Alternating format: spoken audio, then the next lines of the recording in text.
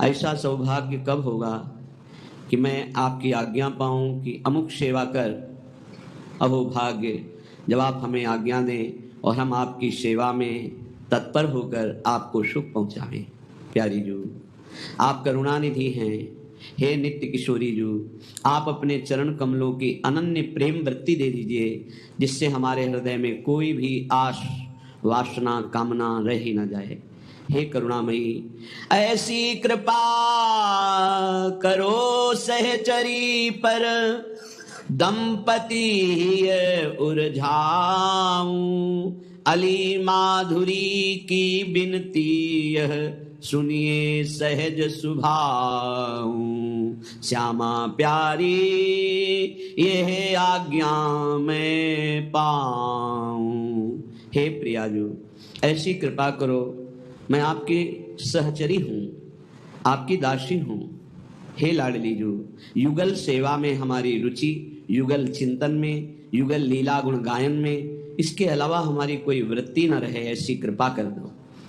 मेरी ये विनती सुनो हे सहज स्वभाव करुणा वरुणालय लाडली जू, आप अपने चरणों की अनन्य भक्ति प्रदान करो। जिन चरणों को अखिल कोटि ब्रह्मांड नायक परात्पर ईश स्वयं दुलार करते हैं, उन चरणों की अनन्य भक्ति केवल आपकी कृपा से ही मिलेगी। और जीवन की सार्थकता अनन्य भक्ति में है। अपने आराध्य देव में संपूर्णतया अनन्य हो जाना। श्रीपाद प्रबोधानंद जी महाराज कह रहे हैं, इहि न सुखम न सुख परे, क्वापि वृथा न पतमोह जालेस्मिन्, अनुदिनं परमानंदम वृंदावनम हि समाश्रयाद्यैव। हे भाई, मेरी प्रार्थना मान लो, इस संसार में कभी किसी को सुख प्राप्त नहीं हुआ। बड़े बड़े चक्रवर्ती, सम्राट, बलशाली, तपस्वी, बड़े बड़े, जब तक परमात्म चरणारविंद का अनन्य अखंड चिंतन नहीं हुआ, तब तक हमें विश्राम या सुख कहीं आज तक न प्राप्त हुआ है न होगा। जैसे मर्त्यलोक है, ऐसे ही सब लोक मर्त्य है। ब्रह्मलोक तक सब नाशवान है, थोड़ी अवधि अधिक है। आ ब्रह्म स्तंभ पर्यंतम सर्वम मायामयम जगत, सत्यम सत्यम पुनः सत्यम हरिर्नामैव केवलम। केवल प्रभु का नाम रूप लीला धाम सत्य है और सब मायाकृत है। कोई आज नष्ट होगा, कोई कल, कोई परसों, लेकिन मरना सबको है, नष्ट सब कुछ होगा। एक तू अविनाशी है, तू अपने स्वरूप को जान जा, परमात्म स्वरूप में स्थित हो जा, इसीलिए मानव देह मिली है। श्रीपाद कह रहे हैं, इहि न सुखम न सुख परे क्वापि, यहां सुख नहीं है। यहां से परे अगर स्वर्ग लोक आदि के लोकों में सोच रहे हो सुख है, तो नहीं है। सच्चिदानंद सुख के बिना हमारी प्यास नहीं बुझने वाली, क्योंकि हम सच्चिदानंद प्रभु के अंश हैं। पार्थिव माया रचित भोग विलासिता में कभी हमारी तृप्ति होगी ही नहीं। पश्चाताप, अशांति, चिंता, शोक, व्याकुलता, इसके सिवा और कुछ हाथ नहीं मिलना। देख लो, सब भोग रहे हैं। यहां से लेकर ब्रह्मलोक तक सब मायामय जगत है, इसलिए ना इहि और ना इह परे, ना इस लोक में ना परलोक में। सुख है तो प्रभु के नाम में, रूप में, लीला में, धाम में है, मान लीजिए। श्रीपाद कह रहे, न पत मोह जालेस्मिन, मत गिर इस मोह जाल में। ये अज्ञान का, विद्या का ऐसा जाल है कि बड़ों बड़ों को गिरा देता है। बड़े बड़े कौन? जिनको शास्त्र ज्ञान है, जो जानते हैं कि ये नहीं करना चाहिए, उनको भी वो भ्रष्ट कर देता है। इतना प्रबल अज्ञान है। जब तक हमको भागवतिक संग नहीं मिलेगा, तब तक इस मोह जाल से निकलना बड़ा कठिन है।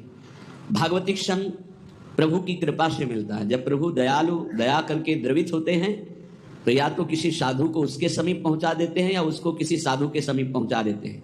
फिर परम मंगल प्रारंभ हो जाता है, क्योंकि अज्ञान रूपी तिमिर अंधकार का नाश करने के लिए उनके वचन रूपी सूर्य का जब प्रकाश होता है, तब उस अंधकार का नाश होकर सत्य वस्तु का अनुभव होता है। पर अज्ञानी जीव अगर भगवत कृपा से सत्संग भी मिल जाए, तो वो उसे एक मनोरंजन समझता है, उसे अपने जीवन का परम मंगल समय नहीं समझता है, महत्व नहीं देता। जिसका संत वचनों पर, गुरु वचनों पर महत्व नहीं है, वो 50 वर्ष सत्संग करे तो भी लाभ नहीं मिलेगा। और जिसका संत वचन, गुरु वचनों पर महत्व है, तो एक शब्द से कल्याण हो जाएगा। ये बड़े आश्चर्य की बात है। 50 वर्ष सत्संग सुनने पर भी परिवर्तन नहीं होता जब श्रद्धा और विश्वास नहीं होता। भवानी शंकरो वंदे श्रद्धा विश्वास रूपिणो। जब तक हमारे अंदर ये भाव नहीं आता कि जो संत भगवान, जो गुरुदेव भगवान बोल रहे हैं, मेरे मंगल के लिए बोल रहे हैं, मुझे एक एक अक्षर वैसे ही आचरण में उतारना जैसा बोल रहे हैं, आप उतारने के लिए उत्साहित होइए तो आपको गुरु शक्ति, संतों के द्वारा प्राप्त भागवतिक शक्ति आपको उसमें बल देगी।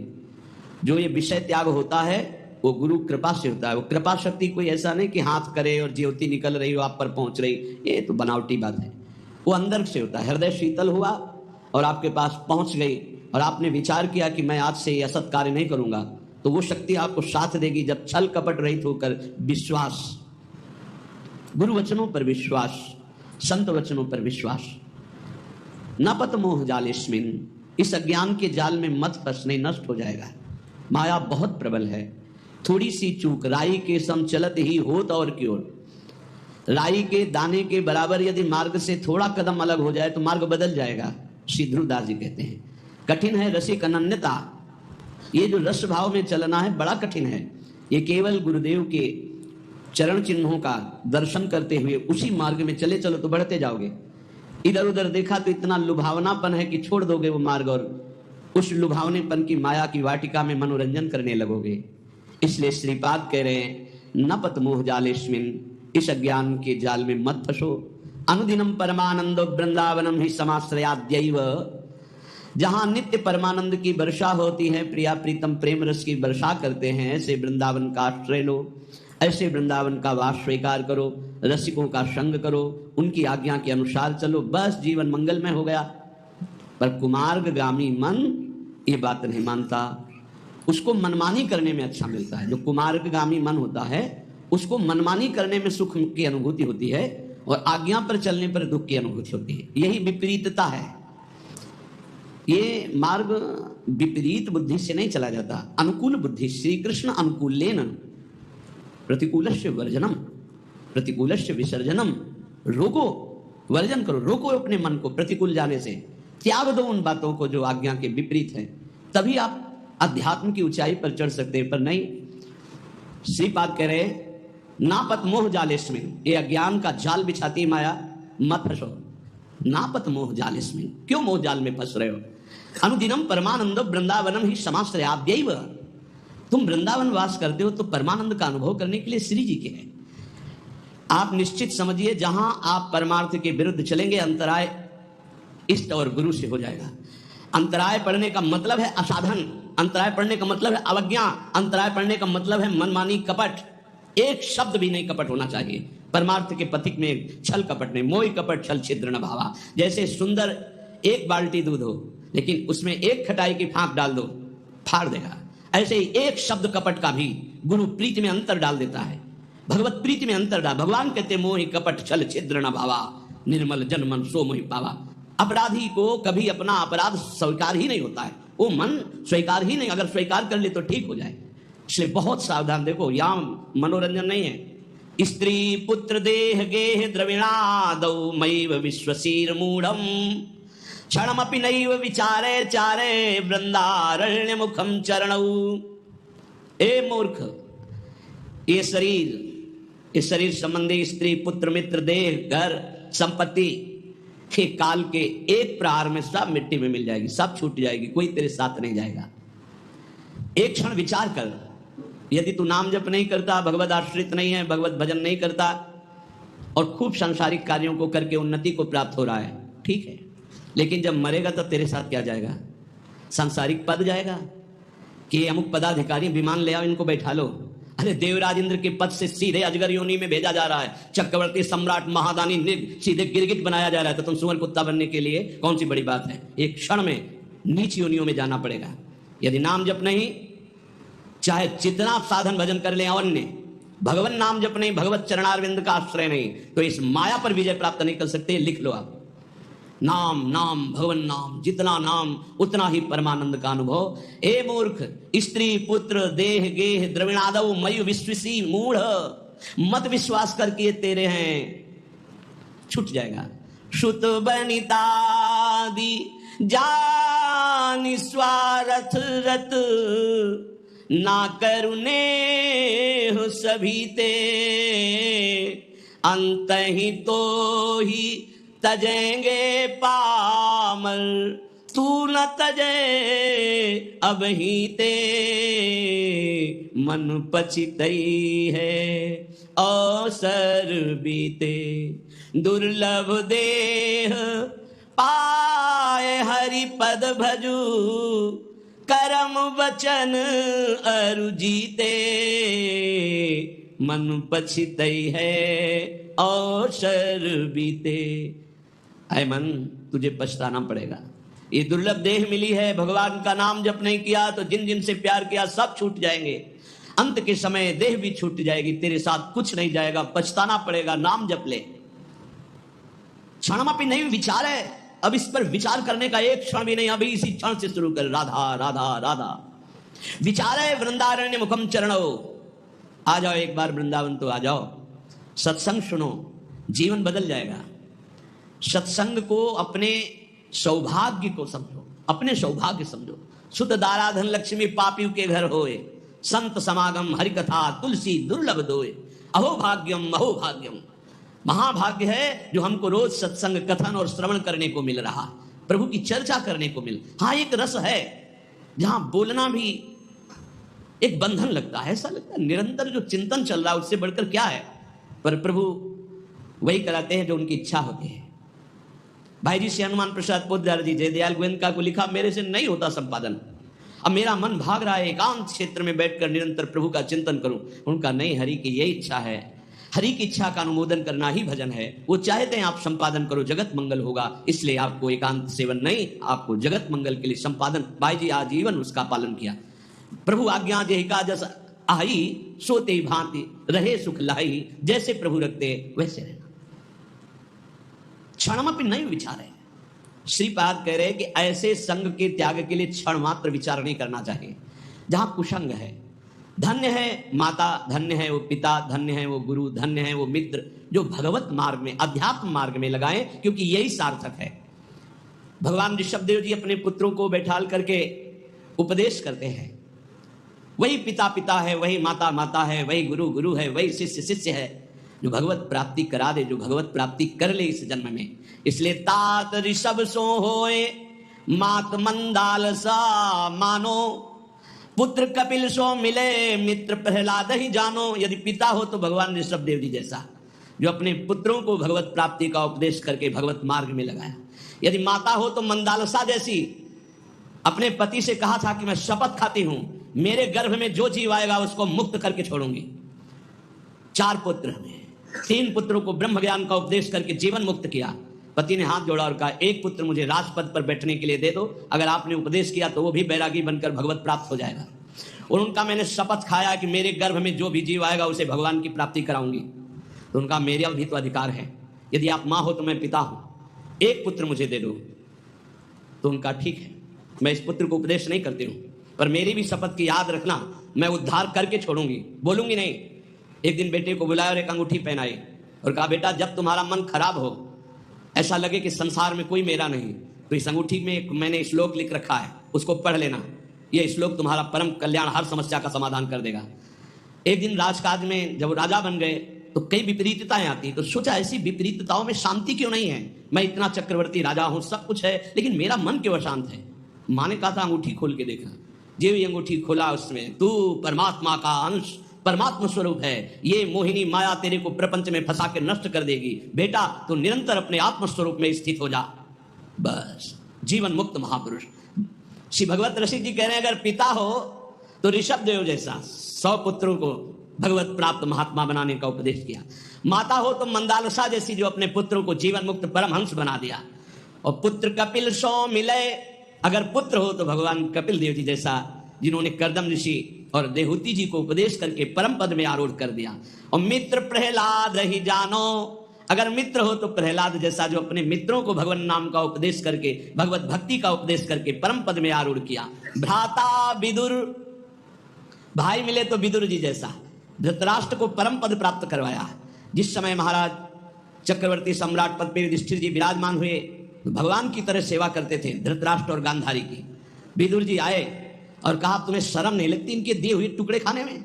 उन्होंने तो बहुत कड़वा शब्द बोला, महाभारत में लिखा है, श्वान की भांति दिए हुए टुकड़े को खा रहे हो भ्राताश्री, तुम हमसे बड़े हो लेकिन हमारे कटु वचन तुम्हें उद्धार करेंगे। अब भी तुम्हें शर्म नहीं आ रही? जिनको मारने की कोशिश की बचपन से लेकर अभी तक, उन्हीं के टुकड़ों में तुम जी रहे हो, अभी तुम्हें वैराग्य नहीं शरीर और संसार से? तो उनका विदुर जी से कहा, भाई मैं क्या करूं, मेरी आंखें बाहरी अंधी तो हैं, अंदर ज्ञान की भी अंधी है, और वो गांधारी भी आंख में पट्टी बांधे, मैं कहां जाऊं, कौन मेरा है, चलो मेरे साथ। और जंगल में ले जाकर के ऐसा, क्योंकि साक्षात धर्मराज हैं, उपदेश किया परम धर्म का, दोनों के शरीर ज्ञानाग्नि में भस्म हो गए और परम पद को प्राप्त हुए। बोले भाई मिले तो विदुर जी जैसा, भ्राता विदुर दयालु जोशिता द्रुपद दुलारी, पत्नी मिले तो द्रौपदी जैसी, जो भगवान की परम आसक्त चित्त और पांचों पांडवों को हर समय जहां विपत्ति पड़ी भगवान में आसक्त कर दिया। गुरु नारद सो मिले अकिंचन पर उपकारी, गुरु हो तो देवर्षि नारद जी जैसा अकिंचन। अगर शिष्य से कोई चाह है लौकिक तो वो गुरु नहीं है, वो दम्भ है, पाखंड है। तब लग जोगी जगत गुरु, जब लग रहा निराश, जब आशा मन में भई तो जग गुरु जोगी दास। शिष्य से केवल एक ही अभिलाषा होती गुरु की कि ये भगवत प्राप्त हो जाए, बस ये अपने मन को अपनी बुद्धि को सच्चिदानंद भगवान में लगाकर ये भगवत प्राप्त हो जाए, बस कोई दूसरी चाह नहीं। शिष्य धन दे, शिष्य भोग दे, ओ भोगी विषयी पुरुष को गुरु कहां? गुरु नारद सो मिले अकिंचन पर उपकारी, जिसको उपदेश किया नारद जी ने सब भगवत प्राप्त हुआ। ऐसे भगवत प्राप्त हुई कि गुरु का नाम बाद में लिया जाता है, शिष्य का नाम पहले। प्रहलाद जी शिष्य पहले भक्त नामावली में जो संस्कृत से है, प्रहलाद, फिर नारद, पराशर, पुंडरीक, व्यास, अम्बरीश, शुक, शौनक, भीष्म, दालभ्यान। गुरु मिले नारद जी जैसा किंचन और परोपकार करने वाला। भरता नृप अम्बरीश सो, अगर पति मिले तो अम्बरीश जैसा, स्वयं भगवत सेवा आराधना में तन्मय है। रानी जी ने देखा कि महाराज अकेले भवन में सेवा करते, ठाकुर सेवा चुपचाप करने लगे। आए, नहीं, सेवा की चोरी मत करो, तुम्हें अगर सेवा में रुचि है तो ठाकुर जी विराजमान करो, मैं व्यवस्था करता हूं। तो नया मंदिर, नए ठाकुर जी और सब सेवा की शौन, हर रानी के महल में स्वयं अपनी ठाकुर सेवा, तब सुदर्शन चक्र उनकी रक्षा में रहता। पति मिले तो अम्बरीश जैसा और राजा हो तो महाराज पृथु जैसा। कह रहे 10,000 कान भगवान मुझे दे, संपूर्ण प्रजा में ऐलान कर दिया, सबको समय पर जो चाहिए मिलेगा, सब ठाकुर आराधना करें, भगवत गुणगान करें, नाम कीर्तन करें। ऐसे महाराज पृथु राजा पृथ्वी को अपने शासन में लेकर जब जो चाहेंगे वो तुम्हें देना होगा, बिना बोए अन्न प्रकट होगा, बिना ऋतु के फल प्रकट करना होगा। शासन में ले लिया पृथ्वी को, जब जैसा चाहते पृथ्वी वैसा ही प्रदान करती। ऐसा महाराज पृथु के शासन में था। भगवत भवनिधि उधरे चिदानंद रस में झिले, यदि ऐसे माता पिता भाई मित्र गुरु पत्नी पति ऐसे मिले तो चिदानंद रस में झिले, नहीं तो ये मायाकृत फंसाने वाली वृत्तियों से एक क्षण विचार मत कर, अपने को बचा ले। प्रभु के नाम चिंतन में, रूप चिंतन में, लीला चिंतन में लगा ले। जप तप तीर्थ दान व्रत जोग यज्ञ आचार, भगवत भक्ति अनन्य बिनु जीव भ्रमत संसार। ध्यान से सुन लो, प्रश्नकर्ता जन प्रश्न करते रहते, मैं ये दान करता हूं, मैं ये तीर्थ यातन करता हूं, मेरा अगला जन्म होगा कि नहीं होगा? तो सुन लो, मंत्रानुष्ठान नियत समय वाला, भाई 4 घंटे मंत्रानुष्ठान कर लिया, 20 घंटे खाली है, 20 घंटे में जब आप मरोगे तो जो चिंतन होगा वही गति प्राप्त होगी। ये 4 घंटे का भजन आपको अगले जन्म में उत्थान करेगा, लेकिन भगवत प्राप्ति नहीं। तपस्या, तीर्थ यातन, दान, व्रत, जोग, यज्ञ, आचरण, जितेंद्रियता तक ये जन्म मरण चक्र को नहीं रोक सकती। जन्म मरण चक्र को रोकती भगवत भक्ति अनन्य बिनु। अगर आपके पास अनन्य भजन नहीं है, अनन्य आश्रय नहीं, तो जन्म मरण से आप मुक्त नहीं हो सकते। भगवत भक्ति अनन्य बिनु जीव भ्रमत संसार। इष्ट धर्म मन मत मिले, रहनी गहनी स्वभाव, भगवत ऐसे भक्त सो मिलत बढ़े चित चाओ। अब भगवत ऋषि जी कह रहे हैं अनन्य भक्ति आती संत संग से, लेकिन किन संतों का संग करो? जिनसे हमारा इष्ट मिलता हो, हमारा मत मिलता हो, रहनी आचार मिलता हो, स्वभाव मिलता हो, उन्हीं से बैठ करके भगवत चर्चा करनी चाहिए अपने इष्ट धर्म की। नहीं तो मौन होकर एकांत भजन करना चाहिए। इसी को ध्रुवदास जी ने लिखा है, इष्ट मिले और मन मिले, मिले भजन रस रीति, तहां निसंक होए मिलिए, तासों की जय प्रीति। एक संत भगवान आए थे, वो लपेट में लेना चाहते थे नाम रूप को मिथ्या कह के। एकदम जैसे सामने वाला बलवान योद्धा होता है तो जो उसे परास्त करना चाहता है, जितने दांव आते तुरंत मारता हो, यही उसकी कमजोरी होती है। वो तुरंत दांव पे दांव मारता जाएगा तो जान लेना कमजोर आदमी है। उसको ये नहीं कहा जाता बहुत प्रवीण योद्धा है, नहीं, प्रवीण योद्धा गंभीर होता है। पहले सामने वाले के वार जितने वार हैं उनको काटता रहता है। जब देख निकलता है कि अब ये वार चलाने लायक नहीं रहा, तब अपना अमोघ बाण संधान करता है। ये पहचान होती है। कमजोर आदमी अपने फटाफट जितना कुछ है वो एकदम उगिल देगा। वो एकदम खंडन करने आए थे नाम रूप का, क्योंकि जानते हैं नाम रूप की ही जय जयकार हो रही। एकदम एकदम बस सर्राटे से शुरू हुई। और रुको रुको रुको, आपके गुरु मूर्तिमान है या निराकार है? मूर्तिमान है। गुरु ने मंत्र दिया है ना, हाँ, मंत्र मूर्तिमान है, शब्दाकार है या निराकार है? हाँ, शब्द है। बस चाहे गुरु कहो चाहे इष्ट कहो, बात एक ही होती है। बिना साकार उपासना के स्वरूप बोध नहीं होता। पक्का लिख लो। स्वरूपानुसंधान भक्ति रेव गरीयसी, भगवान शंकराचार्य जी। जो भी गुरु प्रकट होते हैं वो मूर्तिमान होते हैं। आकाश में बोलते हैं, आकाशवाणी मूर्तिमान होते हैं। उनके चरण पखारे जाते हैं, उनके चरणों में बैठकर उनकी आराधना की जाती है। उनके वचन मूर्तिमान होते हैं या व्यक्त बेमतलब का ज्ञान जिसका कोई अर्थ नहीं है। खंडन खंडन खंडन, अरे किसका खंडन? सर्वम खल्मिदम ब्रह्म, किसका खंडन? समझे में नहीं आता। वो बस बिना सदगुरु कृपा के समझ में नहीं आता। किसका खंडन? जिसका खंडन कर रहे वही है, दूसरा नहीं है। वो अरूप भी है, वो रूप भी है, वो नाममय है, वो अनंत नाममय है, वो अनाम भी है, वो साकार भी है, निराकार भी है, सगुण भी है, निर्गुण भी है, सर्वत्र है, सर्वत्र से परे है, सब में भरे है। वो अनंत महिमाशाली है। वो क्या है क्या नहीं वेद नहीं कह पाए तो तू क्या कह पाएगा? कितनी सामर्थ्य तेरी वाणी में। सरस्वती भी नहीं, असित गिर समस्यात कज्जलम सिंधु पात्रे सूतर बरुशाखा लेखनी पत्र मूर्वी लिखत यदि ग्रहित्वा शारदा सर्वकालम तदपि तो गुणा नाम मीश पारम नयाति। स्वयं सरस्वती जी समुद्र को स्याही बना ले, वृक्षों को लेखनी बना ले, सारी भूमि को कागज बना ले और अनंत काल तक लिखती रहे तो भी हमारे भगवान की महिमा नेति नेति ही रहेगी। हम तुम्हें एक जबान वाले क्या लिख सकते हैं, क्या गा सकते हैं? उन अनंत महिमा, वो ये है, हाँ है, वो ये नहीं है, उसमें भी है, वो ये नहीं है, वहां भी है, नहीं है, वो है, वो है, जहां कह रहे हो नहीं है वहां भी है। परमात्मा तत्व को जान लेना ऐसे खिलवाड़ समझते हो? 4 ग्रंथ पढ़ लिए तो ज्ञानी समझते हो, 4 शब्द पढ़ लिए तो ज्ञानी समझते हो, बिना गुरु चरणों में बैठ करके तत्वबोध किए। ये केवल बातों से नहीं। नाम आत्मा प्रवचन न लभ्या न मेधया न बहुना श्रुतेन, वही आत्म तत्व गुरु रूप से जिस पर कृपा करता है उसको बोध हो जाता है। इसलिए इष्ट धर्म मन मत मिले रहनी गहनी स्वभाव, भगवत ऐसे भक्त सो मिलत बढ़े चित चाव। बहुत समझने का विषय है। एक बार चर्चा में बताया था कि काशी से महात्मा आए थे, ऐसा ऐसा अभी 4-5 दिन के अंतर्गत हुआ है। इतनी प्रसन्न मुद्रा और आके से जैसे प्राण न्यौछावर कर दे। उन्होंने कहा पूरा जीवन जो निकल जा रहा था संभाल लिया। मैं आखिरी उम्मीद लेकर आया था, वो उम्मीद मेरी सार्थक। अब इतना आनंद, क्योंकि सब साधन ठीक थे, जो कनेक्शन वही बिल्कुल फिट हुआ। बोले इतना आनंद है कि मुझे कोई परवाह नहीं, बस यही डर लगता है ये छूट न जाए। तो ये डर बना रहे कि छूट न जाए। यही डर ही डर हरिवंश हित जिनो भ्रमय गुण सलिल पर जी नामन मंगल लोक त्यों सुहरि पद भर न विलंब कर। ये डर बना रहना चाहिए कि कहीं भगवत चिंतन छूट न जाए, कहीं हमारा कनेक्शन टूट न जाए। ये बना रहेगा तो कभी नहीं टूटेगा। भगवत रसिक जी कह रहे हैं भगवान का अपमान कर दोगे तो सह जाएंगे, लेकिन भक्त का अपमान कर दोगे सर्वनाश कर देंगे। राम रोष पावक सो जरई लात हनी भृगु हृदय में तो हर की नो सम्मान। भृगु ऋषि ने जाकर भगवान की छाती में लात मारा तो भगवान चरण दबाने लगे, कहने लगे हमारा हृदय बड़ा कठोर, कहीं आपकी चरण में चोट तो नहीं लग गई? हमें पता होता कि आप आ रहे हैं तो आपकी अगवानी करता, आपके चरणों में पल्लो बिछाता। लेकिन अम्बरीश अपराध सुन भगवत मुंदे कान। जब भक्त का अपराध कर दिया दुर्वासा जी ने और जाकर कहा त्राहिमाम शरणागत, आपका व्रत है कि आपकी शरण में जो आ जाए उसको निर्भय अभय कर देते, प्रभु रक्षा करो अपने सुदर्शन से। तो भगवान ने कहा अहम भक्त पराधीनो अस्वतंत्र युद्ध।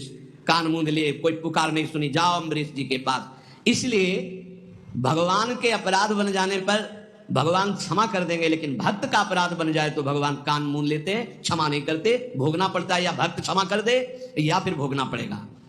बेदनि खोवे बैद सो गुरु गोविंद मिलाप, भूख भजे भोजन सोई भगवत और खिलाप। वैद्य वही है जो रोग मिटा दे, गुरु वही है जो गोविंद से मिला दे। गोविंद कहीं दूर नहीं है, बस तुम्हारे और गोविंद के बीच में एक थोड़ा सा अंतर है, दर्पण जैसा। दर्पण हटा दो तो 2 नहीं रहेंगे। जब मैं था तब हरि नहीं, और अब हरि हैं मैं ना। बस दर्पण हटा, 2 खत्म, गोविंद मिल गए। वही गुरु कह रहे हैं तुम्हारे अहंकार का नाश।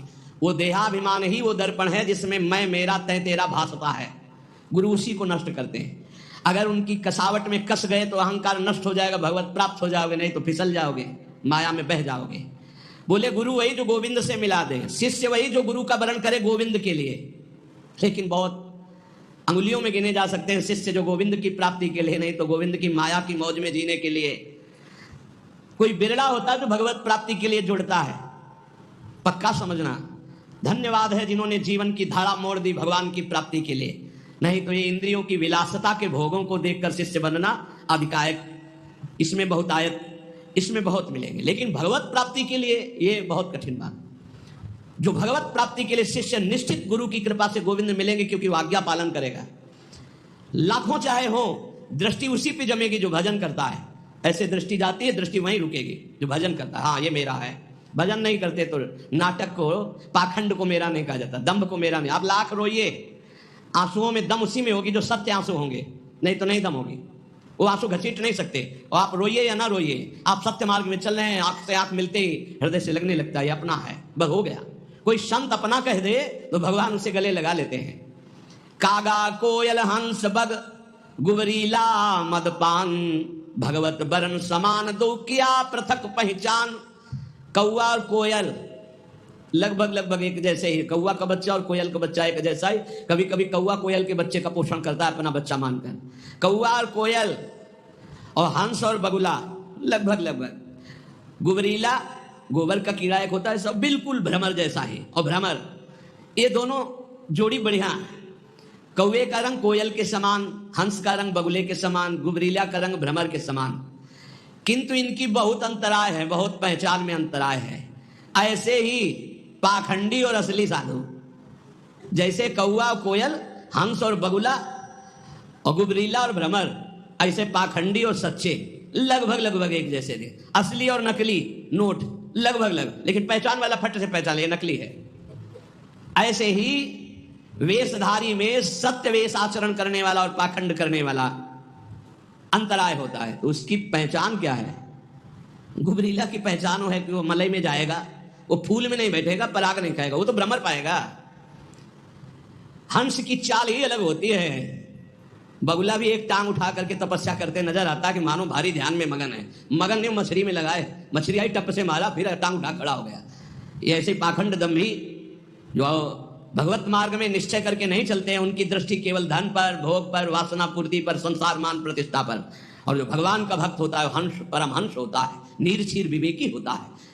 वो मलवत विषयों का त्याग करने वाला, वो भगवत चरणारविंद के प्रेम पर आपका पान करने वाला भ्रमर होता है। गुबरीला नहीं होता, वो कौआ नहीं होता, वो कोयल होता है, प्रियालाल का यश गाने वाला। ये जो अहंकार जनित मैं बोले मारी गई देखो अजया आत, पीजन लगी लागी कुटन तब तय बोली तात। भगवत ऋषि जी कहते हैं अहंकार मत करियो। मैं जिसने बोला तो मारा गया, अंजाम मिला। मैं विद्वान, मैं धर्मात्मा, मैं। इसलिए मैं का त्याग करके, मैं के साथ कोई भी अगर शब्द नहीं तो शुद्ध ब्रह्म में है, ध्यान रखना। और जहां कुछ भी लगा, मैं विद्यावान, मैं धनवान, मैं कुलवान, मैं रूपवान, मैं ज्ञानी, मैं भजनानंदी, मैं, मारा जाएगा। ये माया रौंद देगी पक्का। किसी को नहीं रखा, गरुण महाज्ञानी गुण राशि, उनको भी भ्रम पैदा कर दिया, औरों की तो बात जाने दो। और जब मैं मिटता है तो तू ही तू रहता है।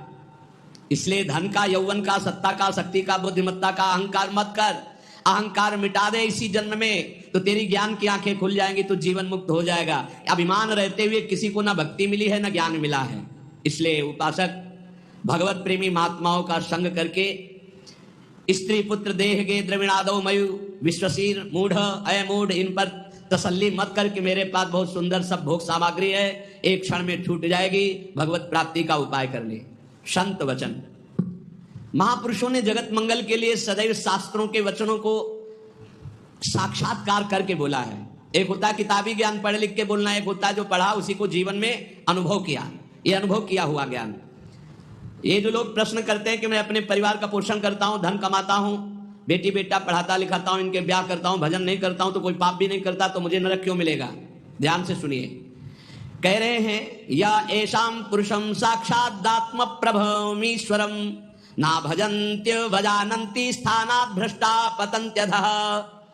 चाहे वो 4 वर्णों में किसी वर्ण वाला हो, 4 आश्रमों में किसी आश्रम वाला हो, वर्ण और आश्रम में रहने वाले हर व्यक्ति का कर्तव्य है भजन करना।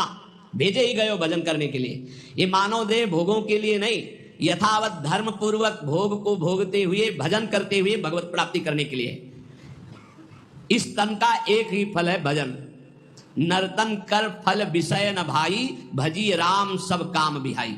जो मनुष्य मानव देह प्राप्त करके भजन नहीं करता उसको इस बात का दंड मिलता है, वो अपने वर्ण आश्रम से भ्रष्ट होकर नीच योनियों में जाता है और बहुत कष्ट पाता है। क्यों? क्योंकि एक ही ये योनि है जिससे हम निकल पाएंगे 84 लाख योनियों में। भगवान ने कृपा करके दिया है, खास करके विवेकवान पशुवत मनुष्य जीवन व्यतीत करने वाले तो बहुत हैं विश्व में, जिनको कोई भगवान से मतलब नहीं। थोड़ा कुछ धार्मिक हुए तो नर्क स्वर्ग तक की बात है, जीवन मुक्ति या भगवत साक्षात्कार ये तो बातें ही नहीं मिलेंगी। अगर कहीं मिलेंगी तो किसी भारत के ब्रह्म ऋषि का बीज बोया हुआ है तभी मिलेंगी, ये अन्यत्र नहीं है। जीवन मुक्त होना, तत्वबोध और भगवत प्रेम, भगवत साक्षात्कार, ये केवल भारत की भूमि के ब्रह्म ऋषियों ने अनुभव किया। अन्यत्र तो बस स्वर्ग और नर्क इन्हीं की चर्चा मिलेगी। अगर कहीं है तो किसी भारत के ब्रह्म ऋषि का बीज बोया हुआ है, वहां अन्यथा नहीं है। बड़े भाग्य हैं कि इस पावन भूमि में जन्म लेकर हम भजन करके भगवत प्राप्ति करते। लोगों की मान्यता है हमारी कामना भगवान तो पूर्ण नहीं करते हैं। कहां भगवान कैसा भगवान, कौन भगवान? बाप को बाप नहीं मानोगे तो बाप को कुछ बिगड़ जाएगा क्या? सब मम प्री सब मम उपजाए। कैसे लोग अज्ञान में भटक रहे।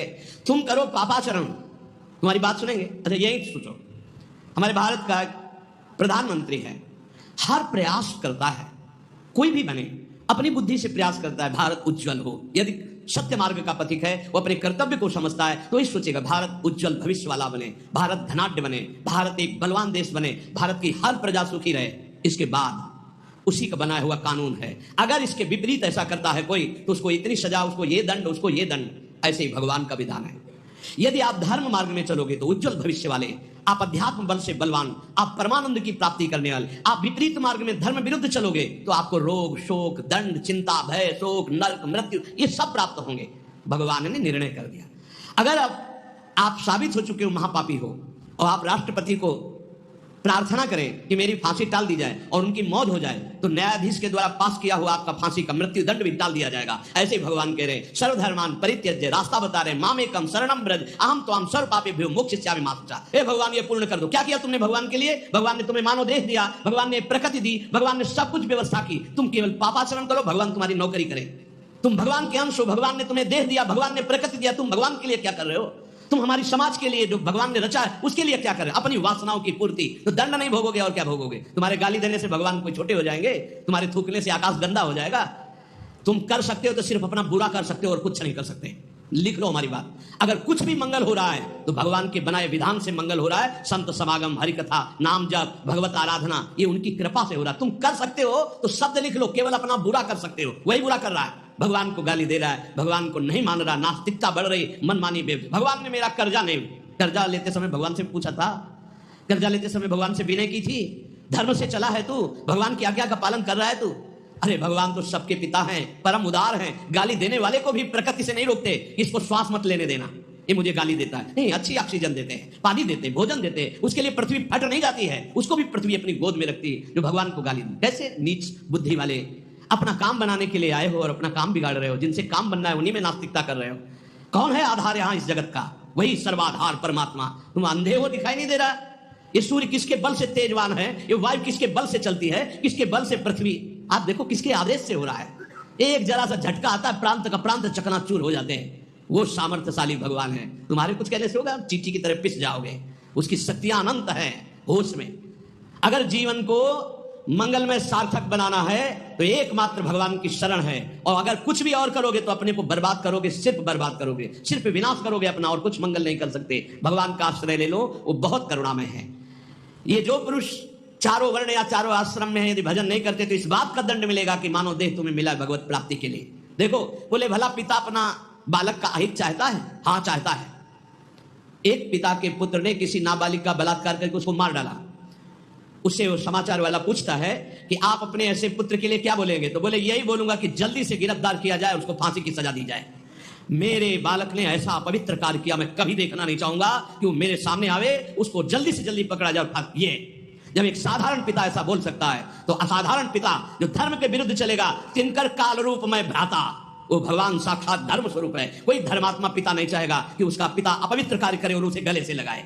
फिर भी मेरे भगवान कह रहे हैं अहम तो हम स्वरूपापेभ्यो मोक्षयिष्यामि मा शुचा अपि चेत सुदुराचारो भजते माम अनन्य भाग। महादुराचारी भी हो तो आ जाए कह के कि प्रभु मैं आपका हूं, आपके सिवा कोई मुझे नहीं बचा सकता, तो मैं तुम्हें साधुरेव समंतव्य सम्यक व्यवसिता हिस्सा, मैं तुम्हें साधु बनाऊं। फिर भी भगवान को कैसे शब्दों से बोलते, कोई भगवान नहीं, मन मानी आचरण करो पता चल जाएगा भगवान है कि नहीं, अंतिम समय तक तो पता चल जाए। एक डॉक्टर बोले थे हमसे, जब गंगा किनारे भ्रमण करते थे, बहुत अमेरिका से पढ़ के आए थे, मार विज्ञान छांटते चले जाए, कौन भगवान कैसा भगवान क्या।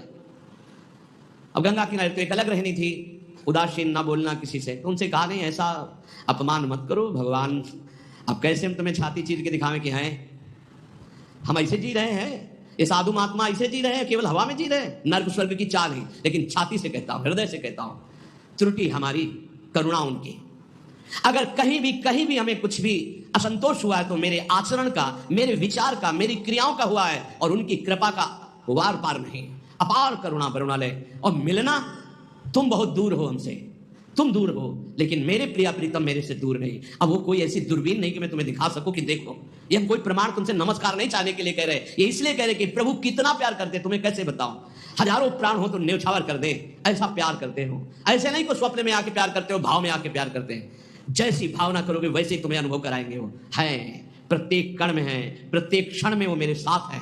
ऐसा बिल्कुल माइक से कह रहा हो, आचार्य बल से, गुरु बल से, ये विश्वास करो। वो केवल ध्यान का विषय नहीं है, वो केवल भजन का विषय नहीं है, वो मित्र की तरह मिलते हैं, वो संभाषण करते हैं, वो साथ खेलते हैं। पर ये बात वही देख सकता है जो उन तक पहुंच चुका है, जो उनके चिंतन में तन्मय है, अन्यथा ये मायाकृत नेत्रों से बात नहीं देखी जा सकती। इसलिए उसका पतन निश्चित है जो मनुष्य शरीर पा करके भजन नहीं करता है। भगवान ने केवल भजन के लिए दिया है। दुष्यंता पर कायेषु स्वात्मानम हरिमीश्वरम मृतकेशानुबंधेस्मिन् बद्ध स्नेहा पतंत्यधः। भाई शरीर का अभिमान मत करो, ये मरा ही मरा, अभी मरा या कल मरा, मरा ही है पक्का, मृत्यु प्रतिपल साथ है। ये शरीर मृत शरीर समझो कब छूट जाए कुछ पता नहीं, इसके संबंधी भी छूट जाएंगे। इस शरीर से प्रेम गांठ करने का मतलब है नरक यात्रा तय करना।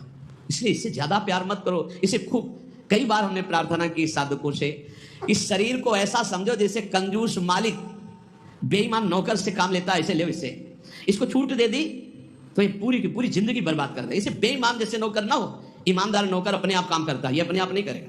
बेईमान नौकर जो आराम करना चाहता है, लगाओ काम में 4 घंटे 124 घंटे में 20 घंटे इसको संसारिक काम, साधना के काम, भजन कार्य, आनंद समेट लो। यहाँ कमाने आए हो, यहाँ कोई तुम्हारा घर नहीं, कोई मकान नहीं, कोई दोस्त नहीं, कोई परिवार नहीं। ये परदेश है स्टेशन जैसा, तुम्हारी टिकट कटी भागे, पूछोगे भी नहीं ये पत्नी तुम कैसे रहोगे, ये बच्चों तुम कैसे रहोगे, नहीं चले गए, दोबारा कभी देखने को नहीं मिलेगा, न तुमको वो न वो तुम्हें, कभी नहीं मिलेगा। ये ऐसा माया का जादू का खेल, सत्ता ही खत्म हो जाती है। इसलिए हे भाई, इस शरीर में रहने वाले अपने स्वरूप को जान लो और किसी से भी द्रोह मत करो। वो मूर्ख हैं जो इस अपने शरीर को तो अमर मानते हैं, दूसरे शरीरों को मारकर खाते हैं मांस। देख लो, ये ऋषि मुनियों की वाणी है। आत्मस्वरूप को पहचान लो, वही आत्मा चीटी में, वही सर्वत्र भगवान है। वो मूर्ख हैं जो अपने शरीर को आत्मा मानकर पोषण करते हैं, दूसरे शरीरों की हत्या करके उनका मांस खाते हैं। बोले हम हत्या नहीं करते, हम तो दुकान से ले आते हैं, तो बराबर फल मिलता है। कर्ता, प्रेरक, अनुमोदन, तीनों को बराबर पाप मिलता है। एक जो काट रहा है, एक जो खरीद के ला रहा है, और एक जो बनाकर पका करके खा रहा है, खवा रहा है, तीनों को नरक बराबर दंड मिलेगा। कर्ता, प्रेरक, अनुमोदन। ये कैवल्यम संप्राप्ता ये चातातिश्च मूढ़ताम त्रैवर्गिका क्षणिका आत्मानं घातयन्ति ते। जो लोग ये भगवत प्रदत्त शरीर प्राप्त करके कैवल्य परम पद प्राप्त नहीं कर लेते और ज्ञान बघाड़ते रहते हैं, वो पूरे ज्ञानी भी नहीं है और पूरे मूर्ख भी नहीं है। उनकी बड़ी दुर्दशा होती, ना इधर के रहते ना उधर के रहते, मजरे ढो। सदैव वो अर्थ, काम, वासना इन्हीं में फंसे रहते हैं। एक क्षण के लिए उनको चैन शांति नहीं मिलती। जो मनुष्य शरीर पाकर अपना उद्धार नहीं कर लेता, वो अपने पैरों में मन, अपने हाथ से कुल्हाड़ी मारकर काट रहा है, वो आत्मघाती है, वो दुर्गति को प्राप्त होता है। एत आत्महनो अशांता अज्ञाने ज्ञान मानिनः सीदंत्य कृत कृत्या वै कालध्वस्त मनोरथा। ऐसे जो ज्ञान बगाड़ते रहते हैं और ब्रह्म बोध नहीं किया, निरंतर भजन नहीं करते, इनको आत्मघाती कहते हैं। जानते हैं पर मानते नहीं हैं। ये इन आत्मघातियों को कभी शांति प्राप्त नहीं होती, इनकी कर्म परंपरा कभी नष्ट नहीं होती। काल भगवान सदा सर्वदा इनके मनोरथों पर पानी फेरते रहते, हृदय की जलन विषाद कभी मिटने को नहीं होती। इसलिए हित्वात्यायास रचिता गृहापत्य सुहृत्स्यः तमो विशन्त्यनिच्छन्तो वासुदेव पराङ्मुखा। वासुदेव भगवान श्री कृष्ण के चरणों का आश्रय ले लो, उनसे विमुख मत हो। विमुख होकर यदि तुमने धन रुपया पैसा मकान सब समेट भी लिया तो भाई जब जाओगे कुछ साथ नहीं। एक बार कृष्ण कहा, एक बार राम कहा, एक बार राधा कहा, ये सत्य वस्तु तुम्हारे साथ जाएगी। इसलिए बार बार राम राम कृष्ण कृष्ण हरि हरि राधा राधा बोलते हुए अपना काम करो तो तुम्हारा लौकिक भी पुष्ट और पारलौकिक भी पुष्ट हो जाएगा। जो भगवान नाम जप नहीं करता, भगवान से विमुख है, ना चाहने पर भी विवश होकर उसे घोर नरक में जाना पड़ता है। इसलिए सदगति प्राप्त करने के लिए नाम जप अत्यंत आवश्यक है। ये कलिकाल की बड़ी महिमा वर्णन की भगवान व्यास जी ने। जो फल सतयुग में 10,000 वर्ष ब्रह्मचर्य रहकर दोनों हाथ उठाकर दाहिने पैर के अंगूठे के बल खड़े होकर भजन करने से मिलता था, ध्यान दीजिए कितना कलयुग का कृपा प्रसाद है। कलयुग को बहुत बुरा कहा जाता है, तो ये बात पक्का समझो, दो पक्ष सब में होते हैं, कृष्ण पक्ष और शुक्ल पक्ष, एक अंधेरे का पक्ष एक प्रकाश का। तो कलयुग में दो पक्ष है। एक अंधेरे का पक्ष अगर भगवान से विमुख हो तो नष्ट कर देगा। यहां कह रहे हैं भगवान महर्षि वेद व्यास देव जी, यत्कृते 10,000 हायनेन तत् द्वापरे तश्च मासेन होरात्रेण तत्कलौ तपसौ ब्रह्मचर्यस्य जपादेश्च फलम द्विजा प्राप्नोति पुरुषस्तेन कलिसाध्यति भासितम। सतयुग में 10,000 वर्ष ब्रह्मचर्य से रहकर दाहिने पैर के बल अंगूठे के खड़े होकर दोनों हाथ उठाकर मंत्र जपने से जो फल मिलता था वह त्रेता में 1 वर्ष ऐसी साधना, द्वापर में 1 मास 1 महीने, और कलयुग में 24 घंटे नाम कीर्तन करने से वो फल प्राप्त हो जाता है। सतयुग में 10,000 वर्ष तक, सोचो कितना बड़ा। कलयुग जैसा कलयुग समझोगे आन नहीं, जो मन कर विश्वास, जो नर कर विश्वास, बहुत बड़ा लाभ कलयुग। 24 घंटे नाम कीर्तन से फल मिलेगा, जो बड़ी बड़ी तपस्याओं से, बड़ी बड़ी साधनाओं से। बोले सतयुग बहुत श्रेष्ठ है, द्वापर त्रेता बहुत श्रेष्ठ है, हमें लगता कलयुग बहुत श्रेष्ठ है। धन्य है कलयुग जो 24 घंटे नाम कीर्तन से वो हजारों वर्ष की तपस्या का फल प्राप्त करा दे। भगवान व्यासदेव जी कहते हैं मैं कलयुग की पूजा करता हूं, मैं उसे सर्वश्रेष्ठ कहा कि सतयुग में ध्यान, त्रेता में यज्ञ, द्वापर में देवार्चन। ध्यायन कृते यजन यज्ञ त्रेतायाम द्वापरेर्चयन यदाप्नोति तदाप्नोति कलौ संकीर्त केशवम। जो सतयुग में ध्यान से, त्रेता में यज्ञ से, द्वापर में पूजा करने से मिलता था, कलयुग में केवल नाम कीर्तन से फल मिल जाता है। इसीलिए नाम संकीर्तनम यस्य सर्व पाप प्रणाशनम। कलयुग में सबसे बड़ी साधना नाम जप करो, नाम कीर्तन करो, लीला चरित्र गाओ, लीला चरित्र सुनो। जो इस कलयुग में अपना कल्याण नहीं कर पाया तो फिर और युग में कल्याण करना बड़ा कठिन। अंगूठे के बल खड़े होके देखो, कई मिनट खड़े रहोगे। ऐसे उपमन्यु आज बड़े बड़े महात्माओं के चरित्र आते हैं, 1000 वर्ष, 10,000 वर्ष ऐसे। अरे यही सौभरी ऋषि यमुना में डुबकी लगा के भजन करके देखो, कई मिनट करोगे, जल को स्तंभित कर दिया, समाधिस्थ। ऐसे ऐसे महात्मा, अपने लोग महात्मा कहते हैं अपने को। डुबकी लगा के 2 मिनट नहीं रुक सकते नीचे, वो समाधिस्थ है। मछली को देख के 50 ब्याह करते हो, तुम मोबाइल में देख के क्या करोगे, तुम्हारे क्या होगा।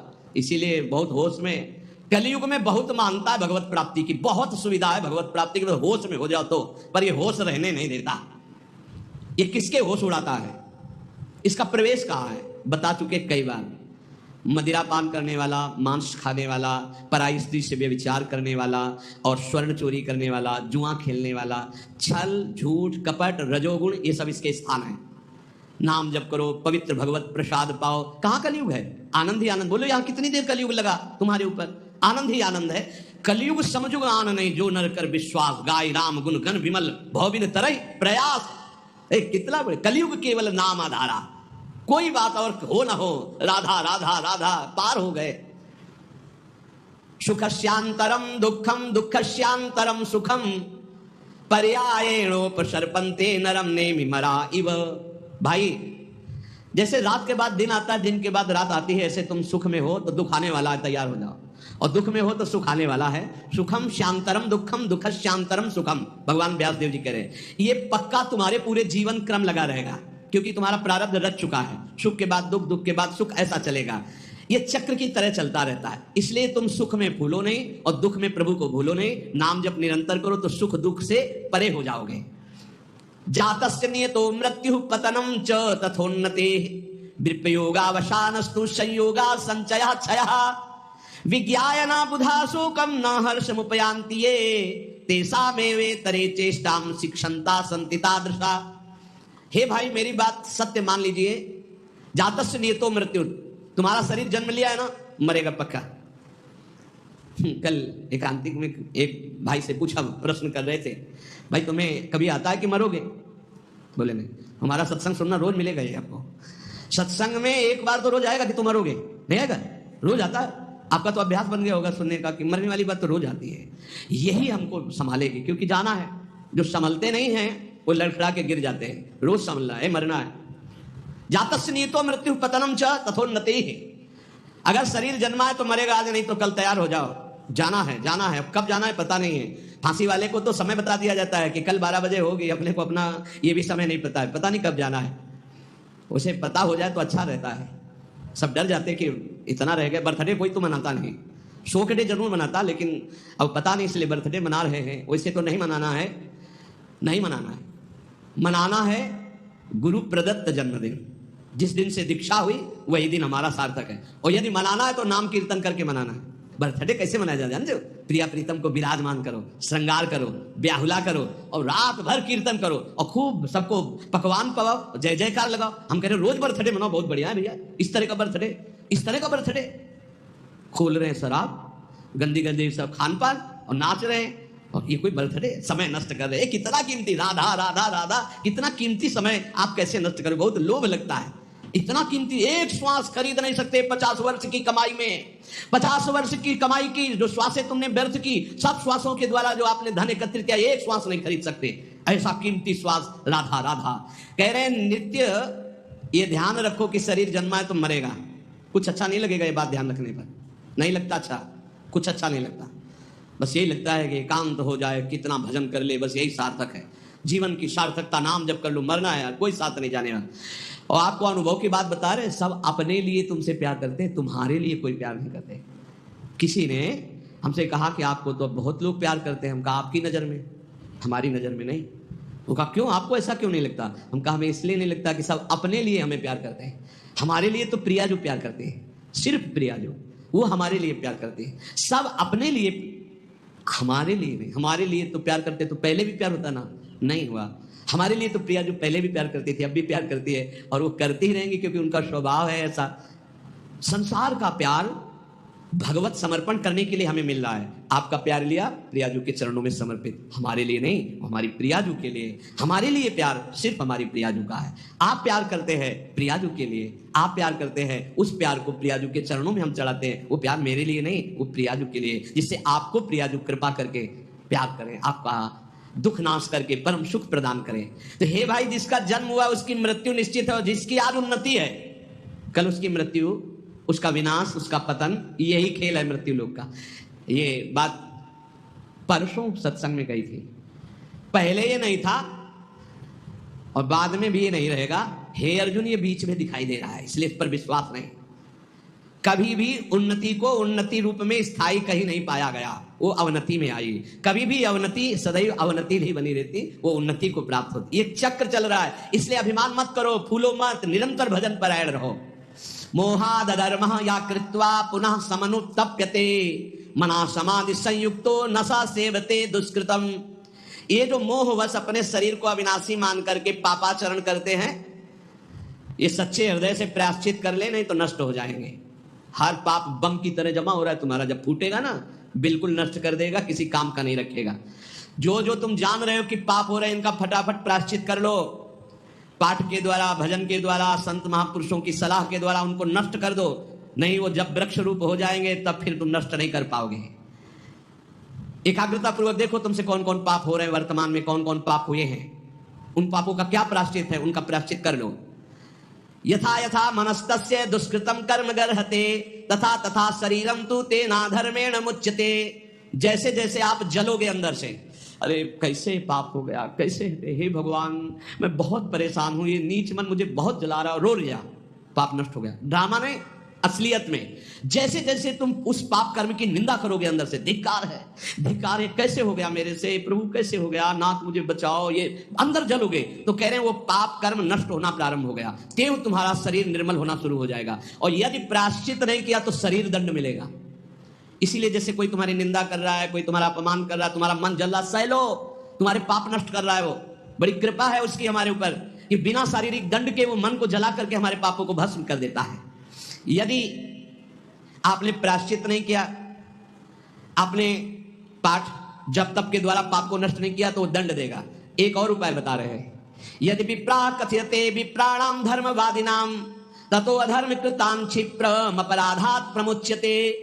यदि ब्रह्म ऋषि कोई महात्मा, एक तो सुनेंगे ही नहीं, और यदि वो आपकी बातें सुन ले कि आप उनसे कह दें कि मैंने ये पाप किया है, अब इसका क्या प्रायश्चित है, यदि वो कह दे जाओ ऐसा कर लो, तो उसी कृत्य से आपका सारा पाप नष्ट हो जाएगा। अगर वो ये कहते हैं अरे कुछ नहीं करना, सब ठीक हो जाएगा, जाओ, बिना कुछ किए सारे पाप नष्ट हो जाएंगे। इतनी महिमा गुरुदेव की, ब्रह्म ऋषियों की। यदि विप्राह कथयते विप्राणाम धर्मवादिनाम ततो अधर्म कृतात् विप्र अपराधात् प्रमुच्यते, वो अपराध रहित हो जाएगा। अगर वो कहते जाओ जाओ अच्छा कुछ नहीं, सब ठीक हो जाएगा, बिल्कुल उसका कोई प्रायश्चित नहीं करना पड़ेगा और कोई कर्म वो दंड नहीं देगा, पर दोबारा नहीं होना चाहिए। एक ध्यान रखिए, क्षमा उसी का होता है जो पुनः नहीं करता, अगर पुनः करता है तो फिर वो मिल जाता है।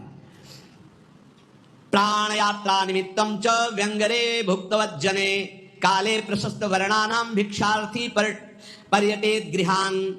विरक्त उपासक को चाहिए कि अपने जीवन यापन के लिए केवल उतनी ही भिक्षा ग्रहण करे जिससे पेट पोषण हो जाए, बस। ये आप लोगों के लिए बहुत बढ़िया है। देखो, किसी से मांगना नहीं, कोई संग्रह नहीं, कोई परिग्रह नहीं, रोज का रोज जो श्री जी का प्रसाद खाओ, रात दिन भजन करो, काहे प्रपंच में फंसते हो। ये रुपया, ये मोबाइल, ये संसारी लोगों से मिलना जुलना, ये गुरु कृपा से ही बचा जा सकता है, अन्यथा भारी प्रपंच है। रुपये में एक भारी दोष है, 99 का चक्कर नहीं हटता रुपये में, ये भारी दोष है। 100 जमा हुए तो 110, 120, 130 जमा करते करते मर गया, चवन्नी खर्चा नहीं किया, नरक गया। बहुत बहुत विचित्र है, भगवान बचावे। जैसे कंचन दलदल, वैसे कामिनी दलदल, वैसे कीर्ति दलदल। इन दलदलों में जो गिरा तो गुरु कृपा बचाए, तो बचाए, नहीं निकल पाना मुश्किल है। बहुत खतरे का दलदल है, ऊपर से एकदम रोड जैसा दिखाई देता है, और गए तो बस निकलने लायक नहीं रहोगे। कंचन कामिनी कीर्ति का दलदल। जीवन निर्वाह के लिए बस उधर में डाल लो, खूब डट के भजन करो, भगवत प्राप्त हो जाओ। जितना कम से काम चला लो, उतना ही अपना भजन बचा लो। एक बार गिरिराज जी में जब पूज्य पंडित गया प्रसाद जी की समाधि, तो गुरुदेव भगवान ने कहा, इनका प्रकाश जानते हो क्यों हुआ?